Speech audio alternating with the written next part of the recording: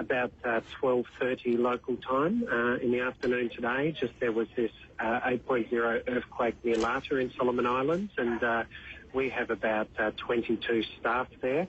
So they fairly quickly got on the phone, as you could imagine, to sort of fill us in with what was happening there. And sort of initially there was some sea surges which came in and flooded the low-lying runway next to the coast.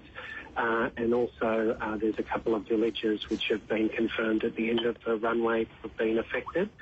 And also a little bit of flooding in the Lata township. So far the reports are of no loss of life. But certainly there was some immediate effects there and quite a significant surge. And then what we've just been hearing in the last perhaps half an hour or so is the neighbouring province, a place called Makira. There's been some surges experienced there along the coast. So we're just really sort of tracking it with the Disaster Management Office and others just to sort of get the information and see what's happening there.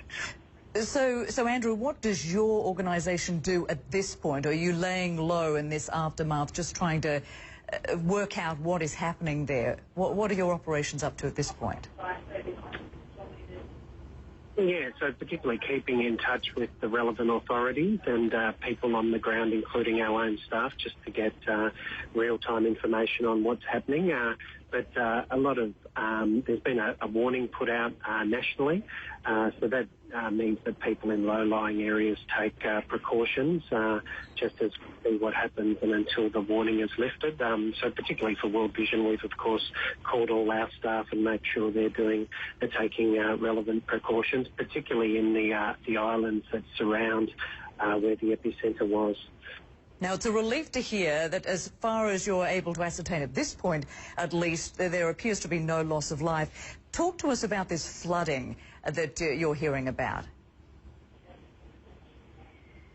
Just that it occurred just on the coast of this Lata township where a surge sort of came in from the sea into the small runway there, or airstrip.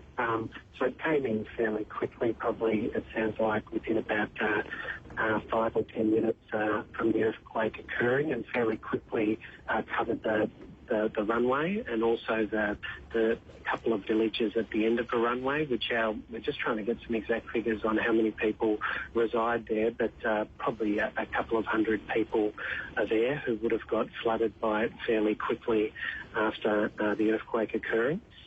So that's the main sort of reports we've had. A little bit of flooding in that township around that area, but reasonably contained in a certain area, but we're just waiting to hear the neighbouring islands what the status may be.